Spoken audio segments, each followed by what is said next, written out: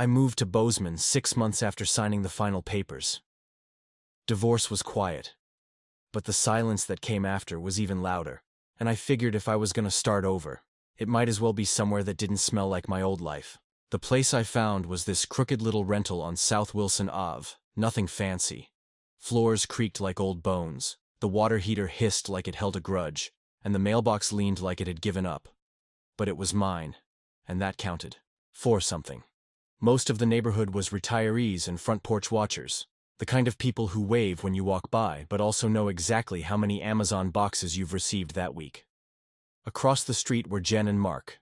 Cousins, roommates, or maybe something messier. You never really knew, and you learned fast not to ask. They were friendly in that overly sweet way that turns bitter as soon as you step out of earshot. First month, they brought me leftover ribs from a barbecue I hadn't been invited to.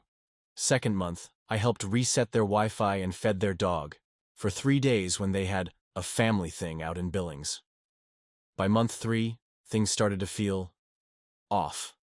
First, it was a package that didn't show up. Then the one after that. I checked tracking. Both said delivered. Nobody saw anything. I thought maybe porch pirates, but my neighbor Tori still had her boxes stacked like a pyramid each week, and nothing ever disappeared from her porch. Then my brakes started squealing weird. Not the usual wear and tear whine, more like something was loosened and wanted me to know. I took it in just in case. Mechanic looked at me and asked who'd been under my hood, so I bought a camera. Not one of those fancy 8-angle setups with night vision and alerts to your phone. Just a basic doorbell cam I could hook up myself. Simple, quiet, discreet. I didn't tell anyone. Not because I was hiding it, but because honestly, I didn't want to hear it. People love calling you paranoid right up until the moment you're not. I installed it on a Sunday evening with my sleeves rolled up, half a mug of coffee left on the porch railing, and the last bit of daylight hanging on by a thread.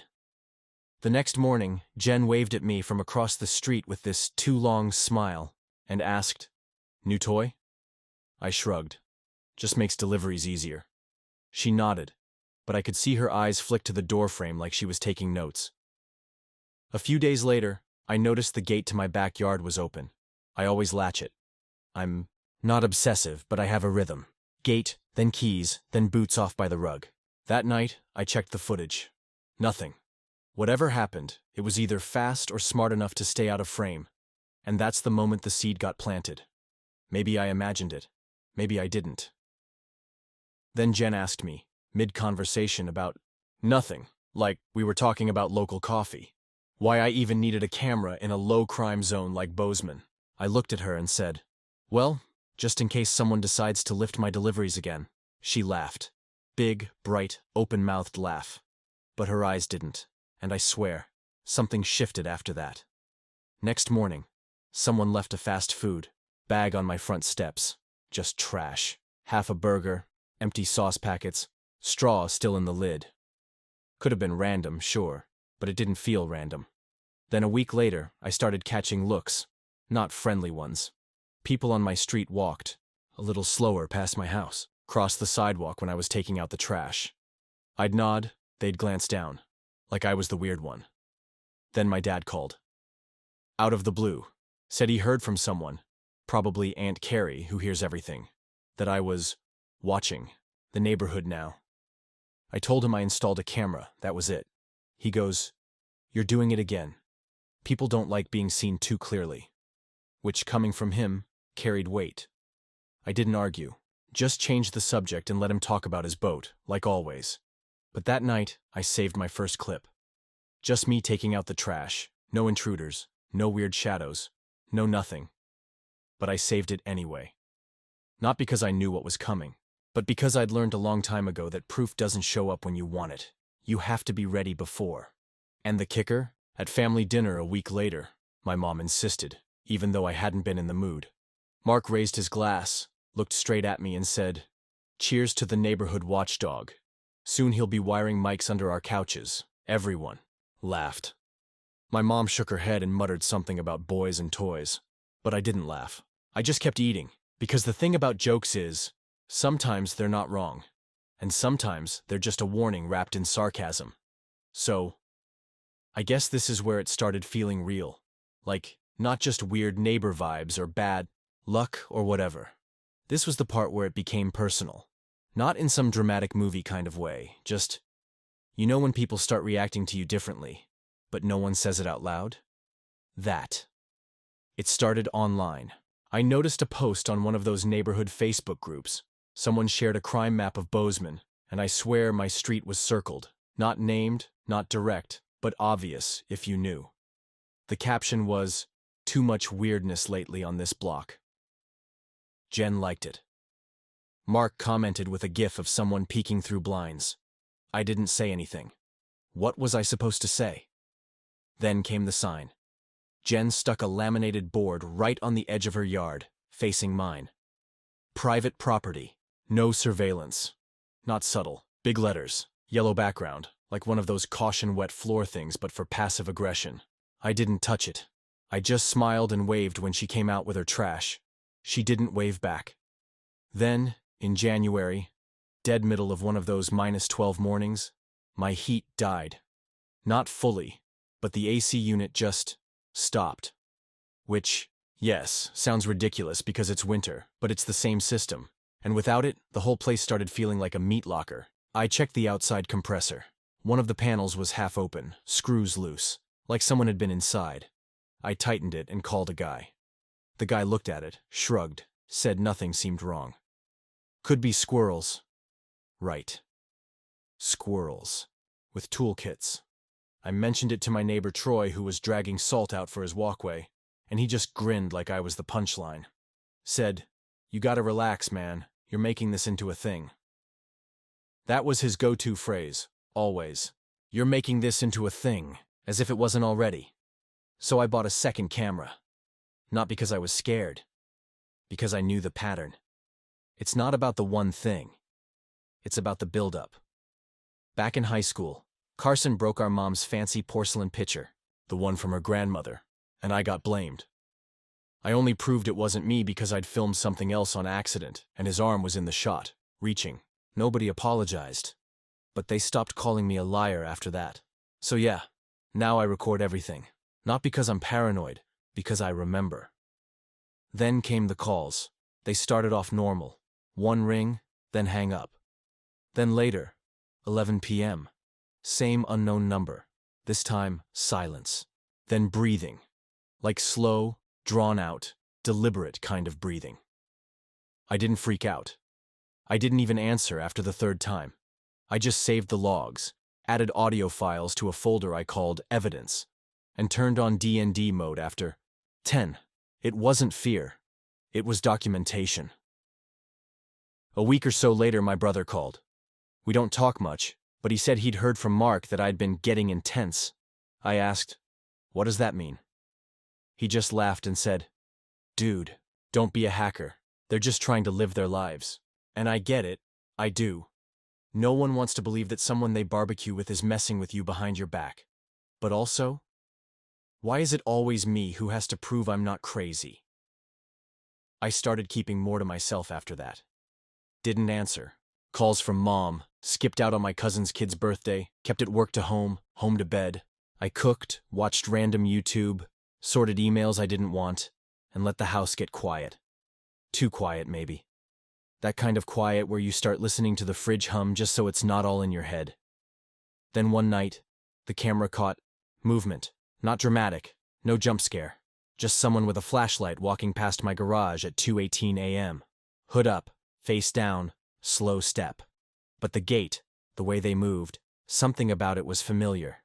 It wasn't just some drunk, wandering the street. I knew that walk. I just didn't know from where. I printed a frame and stuck it on my fridge. It wasn't about being scared. It was about reminding myself I wasn't imagining it. That it was happening. That I had eyes. A few days later, Jen came over. No knock. She just waited until I opened the door for a delivery, and slid into view like she was on cue. Holding a pie tin, all smiles, said, "You look tired. Maybe you should get some rest." Just like that. No context, no chat before, no, "Hey, how are you?" Just pie and that tone that pretends to care. I said, "Thanks," took the tin, and shut the door. Threw the pie out 20 minutes later. Didn't even open the foil. You tell me, was That kindness or a message? By this point, I'd stopped pretending any of this was random. I mean, yeah, weird stuff happens. But not this much, not this often, and not with the same kind of precision. It wasn't just a bad streak. It was systematic. So I did the only thing that made sense anymore. I started keeping records, not just video.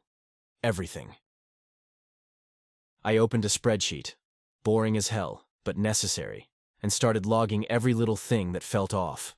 Empty food wrappers thrown over my fence, 2 separate power cuts, both during the night, a weird scrape that appeared on my mailbox, like someone tried to pry it open with a key or something sharp.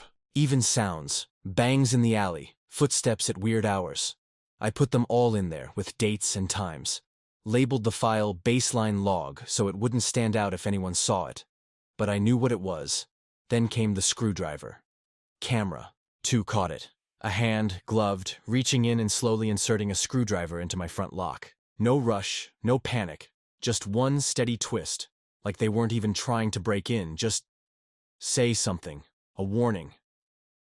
I watched the clip about 20 times. Couldn't see the face, just the wrist, the way they turned it. It felt too familiar. That's when I bought camera 3. I didn't tell anyone. I didn't even write it down. Just ordered it under a throwaway email, paid cash at a pickup locker across town, and installed it facing the only blind spot I had left. The slope behind my fence where the lights didn't reach. I called it blind spot in the app, and I didn't even talk to myself about it out loud. Felt safer that way. I wasn't being paranoid. I was being thorough. Meanwhile, Jen decided she was suddenly a civic influencer. She started posting on Nextdoor, those neighborly concern kind of posts that are half-coded accusation, half-fake concern. The first one was about a resident who watches too closely and creates mistrust among neighbors. No name. But then another one dropped with a grainy zoom of my window where I sit at night. Literally just me at my desk, lit by my monitor. The caption? Wonder who's really watching who. A few people commented laughing emojis. One guy wrote, creepy. That one got 3 likes. It pissed me off, yeah. But mostly, it confirmed what I'd suspected. This wasn't a game anymore. It was war by reputation. After the 3rd time the cameras pinged at night, I finally called the police. Not 911, just the non-emergency line. A patrol car showed up 20 minutes later. 2 officers walked the property, asked questions, looked around. One of them was polite. The other one, older guy, probably pushing 60, looked me up and down and said, "You ever consider talking to someone?" Like this was all a therapy problem, not a pattern. I didn't argue, just thanked them and closed the door. That night, I started turning off my phone before bed, but the cameras kept rolling. They always did. At 3:42 a.m., the blind spot camera caught someone walking behind my house, barefoot, in snow. I kid you not. No shoes, no socks, just pale feet crunching through the ice. The figure was hunched, hoodie up, face hidden. But again, that posture, that walk, there was something about it. I don't know. Some things you just feel in your gut. I took a screenshot and texted it to my brother. Just the pic, nothing else. He replied 10 minutes later with, "You still obsessing over this crap?" No question mark, no curiosity, just dismissal. I didn't answer. People stopped listening altogether around then, even at work. I could feel it. I'd say something.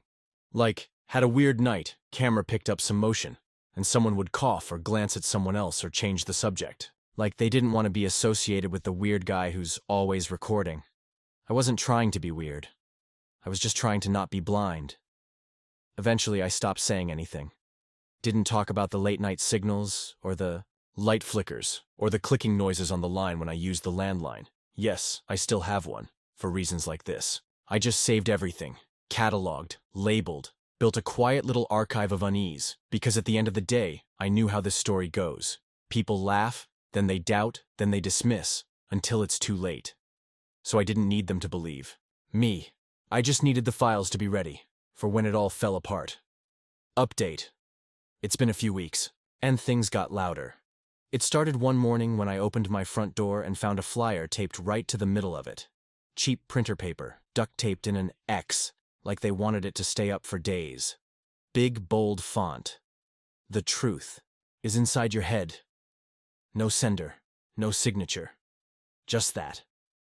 I took it down, stared at it for a while, then folded it in half and slipped it into the folder with my utility bills. Not because I was keeping it, because I wasn't sure yet what it was. A joke? A threat? Both? I mean, what kind of person prints something like that? Later that same week, Thursday I think, I found a cardboard box outside my door.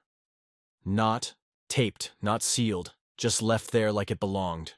Inside, a random pile of old baby toys, rattles, a teething ring, a one-eyed teddy bear with matted fur. On top of it all, a note. Lined notebook paper, written in red Sharpie. In case you ever return to reality. I didn't laugh. I didn't even touch anything. I just closed the box, walked it around back, and dumped the whole thing into the garbage bin with the lid slammed hard. Felt like punctuation. That night, camera 2 caught something. A figure. Standing outside my window. Not moving, not pacing, just standing. For almost a full minute, hoodie up, hands in pockets, just watching. Then they turned and walked off, no rush, like it was nothing. I played it back in slow motion. Watched how they turned their heads slightly. Watched the angle of their feet. And for some reason, the most disturbing part was how quiet they were. Like they'd practiced this. I compiled the footage, trimmed it, wrote a short summary, and sent it all through the official PD submission form. I even got the confirmation email back. Your report has been received.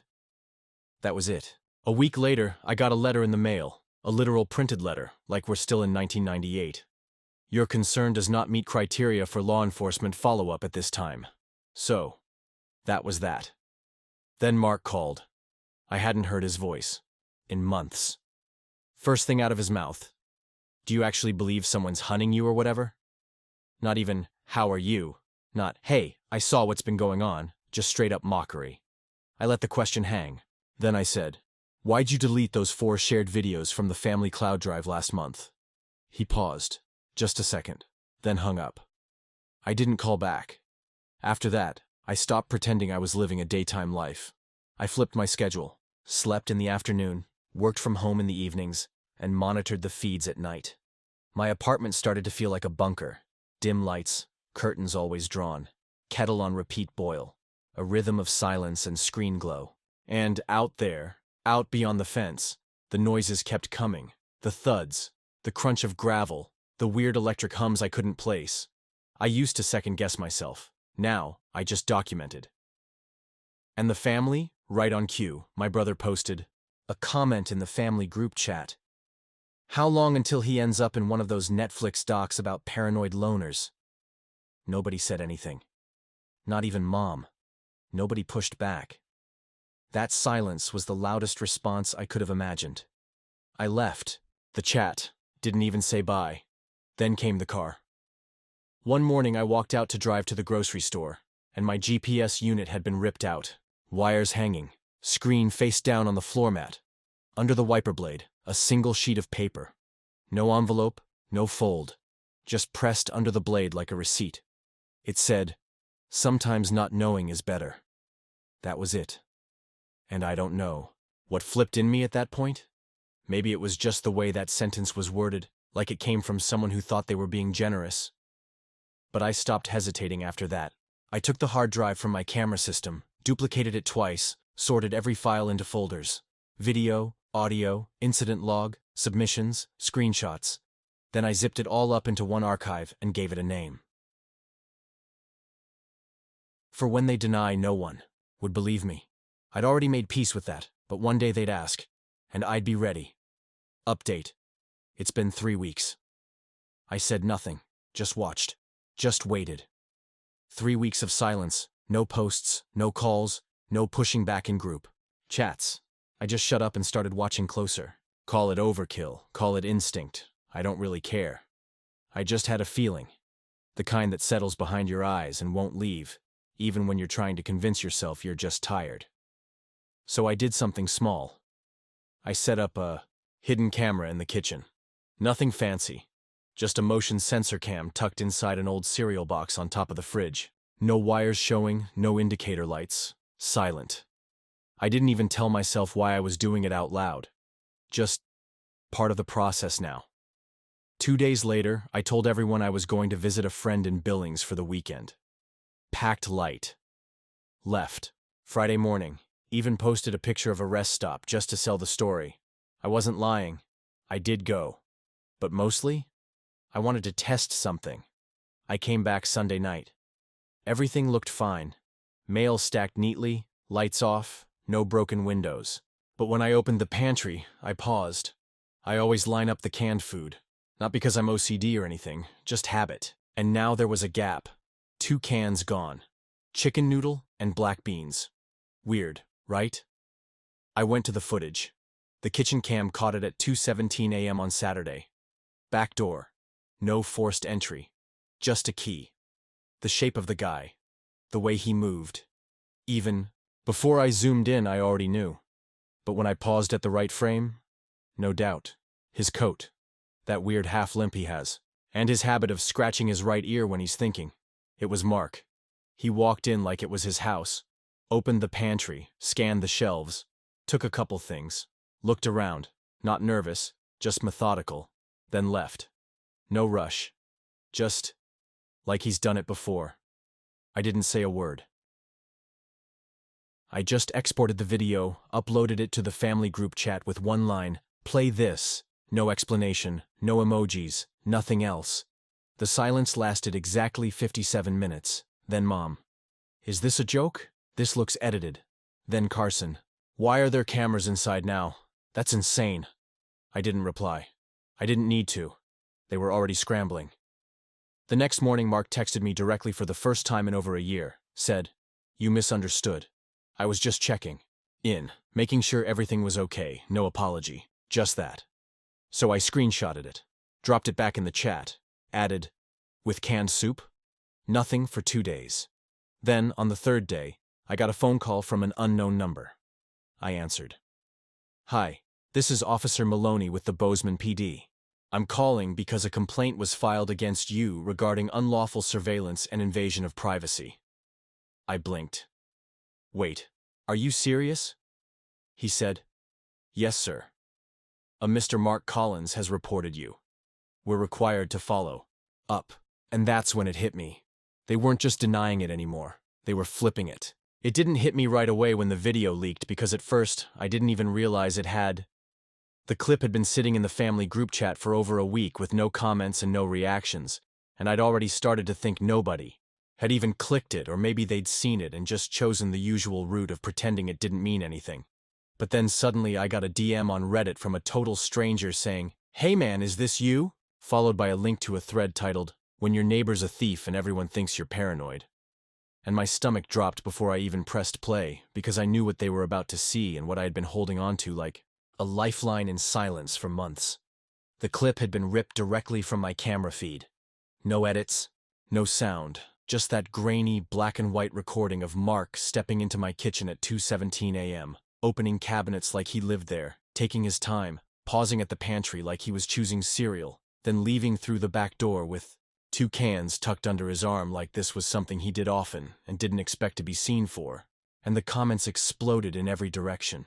People were furious on my behalf, calling it gaslighting of the worst kind, asking how no one had believed me, quoting things like, "This is exactly why you record everything."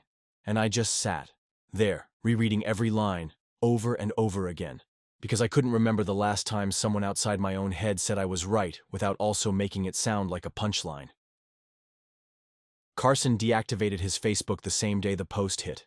100,000 views, and Mark, who'd been so silent in the chat, suddenly posted this shaky vertical video on Instagram where he tried to look casual but kept swallowing and said he was only ever trying to make sure I was okay, that he'd noticed changes and wanted to help from a distance, and he kept repeating the word concern, like it would erase the part where he stole from me and made me feel insane for locking my own doors. Jen vanished online completely. No posts, no replies, Gone from every platform where I used to see her name pop up with those passive-aggressive likes and vague status updates that always had a wink aimed in my direction. And a few days later, I got an anonymous message through Nextdoor saying that apparently Jen and Mark had been working together this whole time under the excuse of keeping an eye out for me, which sounded less like family support and more like a low-budget surveillance cult with a flair for irony.